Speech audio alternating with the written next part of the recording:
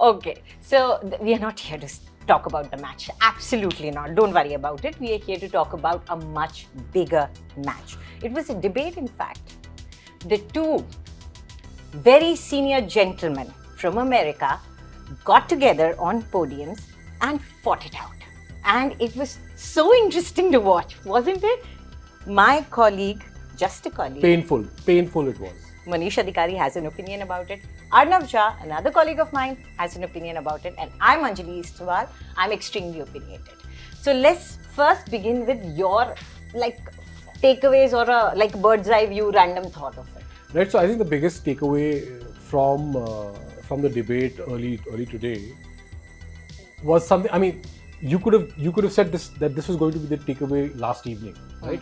Because everything boils down to how fit Biden is to run for office a second time.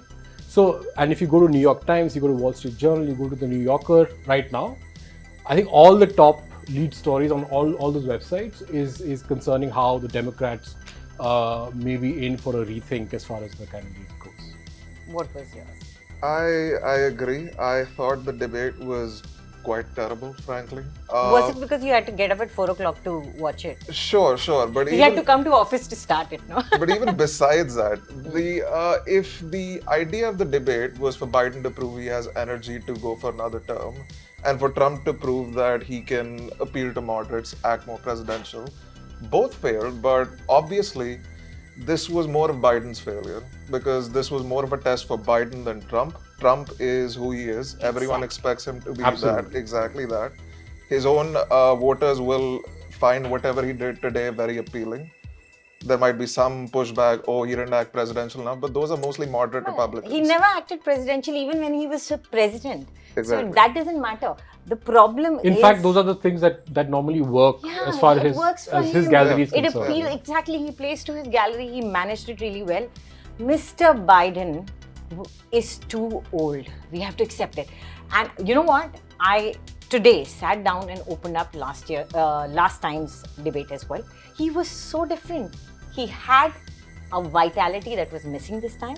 His neck was glued to his torso. So every time he had to turn towards Trump, his whole body would turn. He wasn't using hand gestures other than a few times. And I don't know if he's Botoxed, but his entire face, his expression was So one of the stuck. uncharitable tweets of, obviously, I mean, a lot of people have been calling him this, which is the White Walker from Game of Thrones. We need a Jon Snow. And it almost feels politically incorrect to be talking about somebody who's 81 years old. But he has put himself in that position. He's running for the biggest office in this world. Well, that's true, but I mean, as journalists, we don't have the, I don't think we have the. You do. This is All digital. Right. Okay, I mean, let's go with Arnav since I guess he's the youngest. How far would you go to say the obvious, which is Biden is too old for See, this? I personally never liked those sort of judgments, but this debate pretty much convinced me of what everyone else was seeing earlier on. Like, I've always thought that Biden, despite whatever else people say, he's had enough energy to do a lot during his term. He's done a lot legislatively. He's done a lot internationally. He's passed a lot of packages domestically, which no one would have thought possible. Things on energy, the spending bills during COVID. Those are all energetic. It's far more energetic than what, say, Trump did during his time. It was more performative. It's what you would expect, a president from the working class, so to say. I mean, he's supposed to represent the American working class, and yeah, I mean, he hit the gas, but again, He's supposed to represent the working class only idea-wise, socialism. Yeah. I mean, with the mansions and the businesses, I wouldn't say he's the true representative of the working class. But here, I would ask both of you the question. And it is a very, very polarizing question, okay? And as a journalist, he thinks I shouldn't be asking it, but I want to ask it. What if Biden is elected? Are we absolutely sure he's going to complete the term? I mean, it is an unfortunate idea to think about, but we have to. It is America. World policies are decided by that. World balance is decided by that. Do we want to put an 81-year-old? Yeah. In control of world affairs? why can't Democrats think Well, of an I think option? the age alone is not really a factor, you know, Okay. because Trump is only 3 years younger, But and he's- by the he- time, and chances are that, you know, if it's a direct, you know, Trump versus Biden fight, the data is telling you that Trump has a super edge now, especially in all the swing states. So there's a good chance that Biden is not going to make it in a direct sort of contest if he goes on to remain the candidate for the Democratic Party. So yeah. But see, having said that, if the Democrats indeed need to consider an alternative, as you know, a lot of people are discussing after this debate, who exactly do they go for? Because the one name that comes up most is Gavin Newsom, right? He's the one that comes up most. Kamala Harris is not really an option because her own personal... The approval rating, she's yeah, way down. exactly. She's not done a very prolific job as a vice president, so we don't really have her. And then the Democrat Party really lacks a face. I mean, Newsom is really practically the only person you can look at and say, okay, he could appeal to both sides. He's had experience running a large state. He's had a lot of news experience. He comes for a lot of conferences. He's a confident speaker. He can project leadership. But even then, I don't know if he has the foreign policy experience But I that do- someone like Biden would have. But to you jump know in. what? I think this is a discussion that you're having a little early. It's a premature discussion because it's not easy to remove a candidate without his approval. No, of course. He has to either bow down, which Mr. Biden isn't into. That'd He is be not a quitter. catastrophic. Let's wait for another few hours because the way You think the pressure will work on him? it's unlikely, but you can't rule it out. But is there going to be enough pressure? Is the Democratic entire gallery going to be split into two? There's a lot to. I feel right now, even if we think of Mr. Biden as the possible candidate, this is going to be a very, very tough walk for the Democrats because Mr. Biden was clearly very incoherent in most of the debate. He even called Trump Putin at one, as in instead of saying Putin, Yeah, he he said flipped Trump. he flipped it. Yeah. And instead of saying healthcare, he said COVID. So, you know, it was very clear that he was not completely there. And I think maybe even, I don't know, is it personal ambition that makes him work even now? Oh, by the way, Trump kept saying again and again, you know, I've only come back because the country Yeah. needs me. Yeah. Otherwise, I'd rather be sitting in one of my properties, you know, in one of the nice places, almost saying I would rather be sipping Mai Tais and not be here. Sure. Which was like, I'm doing a favor for the country to be here. Which was a great contrast. That was sad, actually. Yeah. I mean, I'm not sure I was very convinced by that, of course. But, Nobody was, other than his it's- voters. Exactly.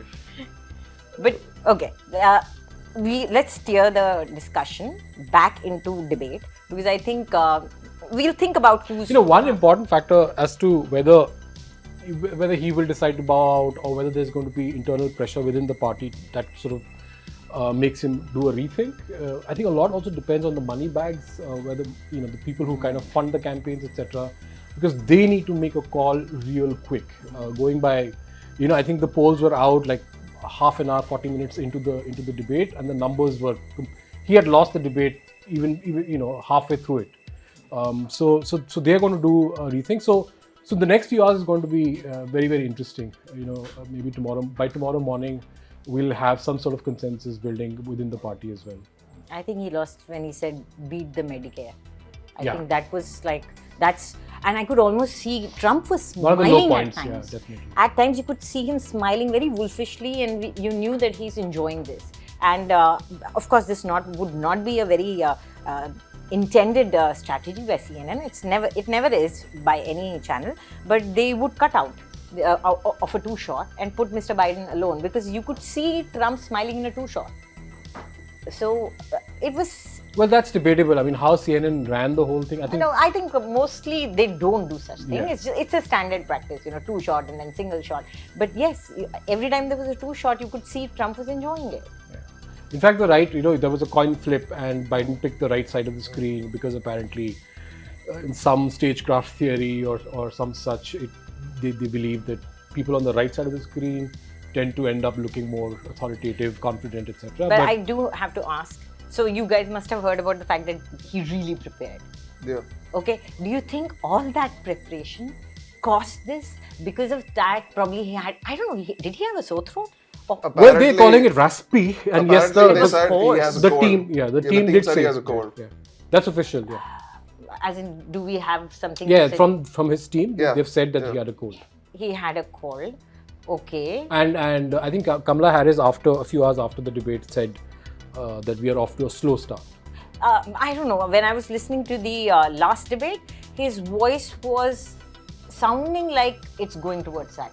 So it is something, I would say that it's a strain on his voice that has happened, because obviously he must have been practicing for a very long time, and it can lead to a... Yeah, but anyone who's followed Biden closely over the past, say, a year, a few months even, I mean, this was one of those moments, apparently the State of the Union speech, I think he made in March, he sort of kind of, Yeah. beat expectations. He Yeah. ended up Yeah, sounding it's quite slightly powerful. more fit Yeah. than most people expected him to be. If the Democrats were hoping that this is going to be a similar Yeah. moment, they were in for Maybe he was a nervous. big setback.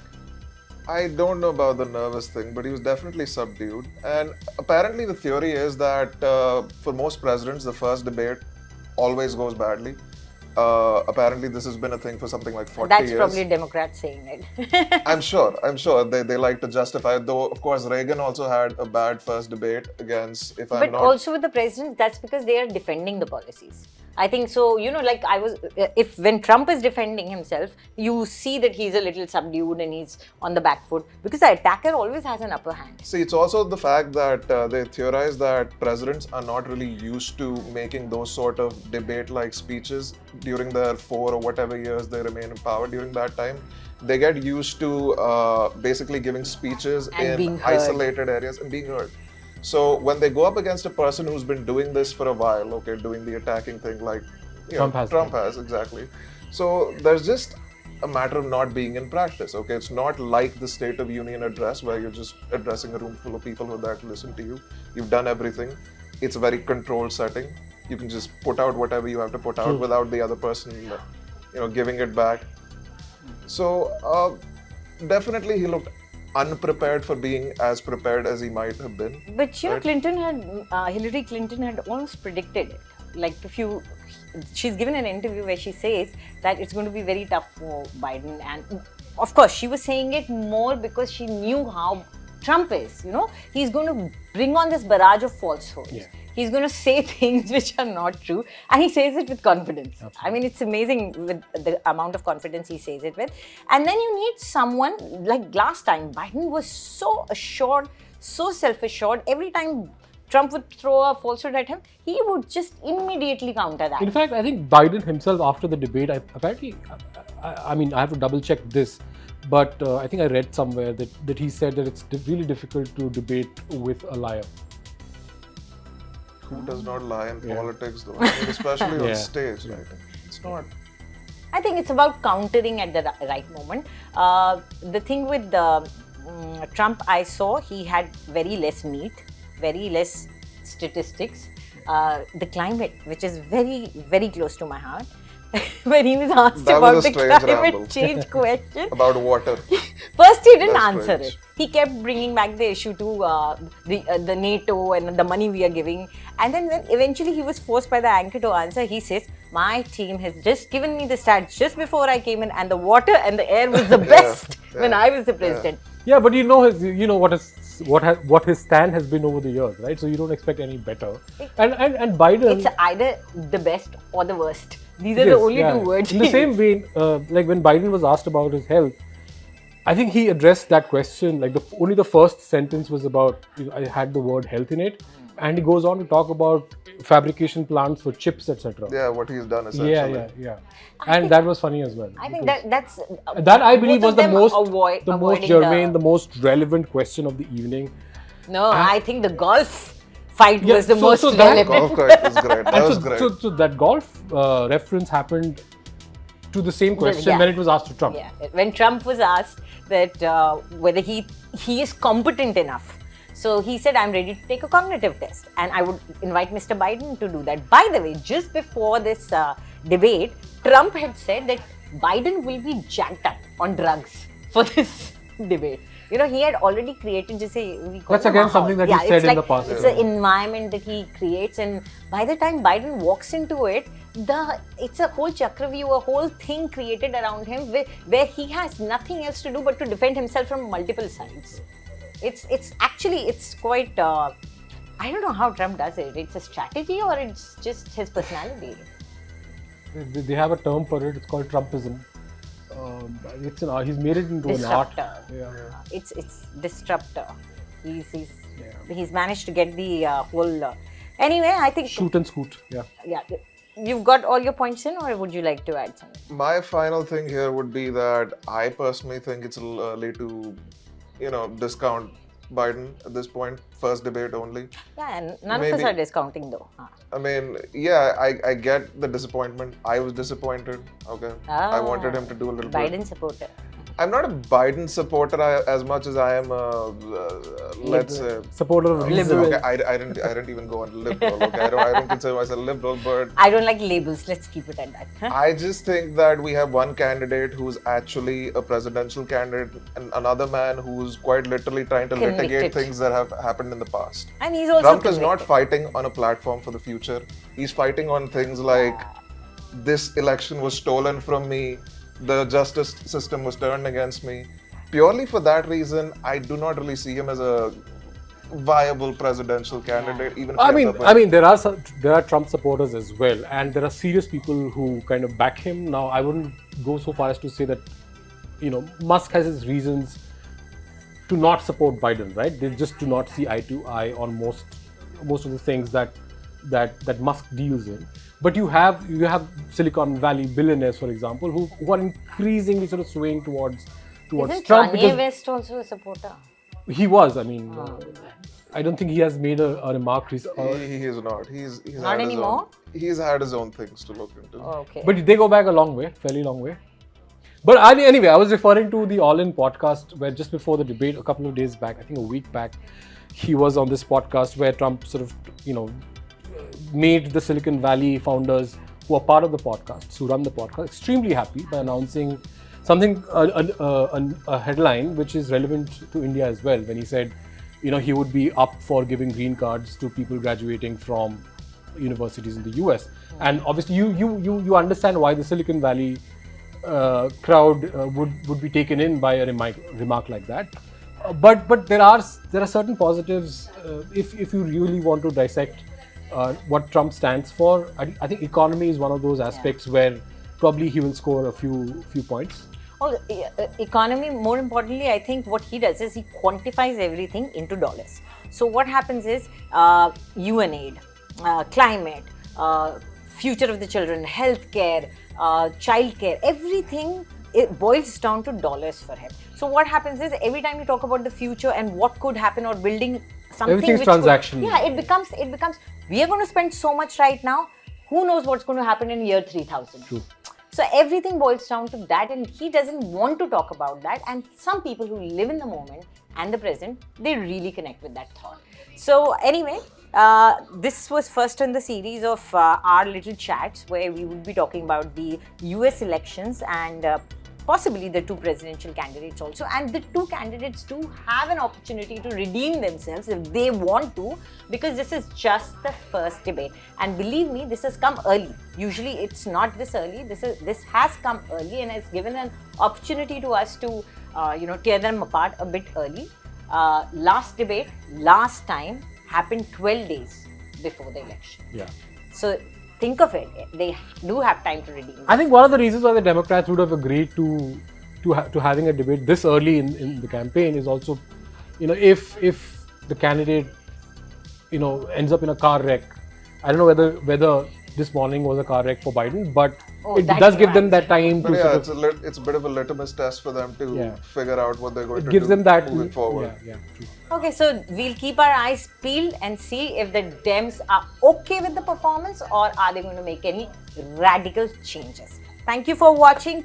Stay tuned and keep watching India Today for all the news updates and all the latest on the US elections. And we'll also give you the Desi view.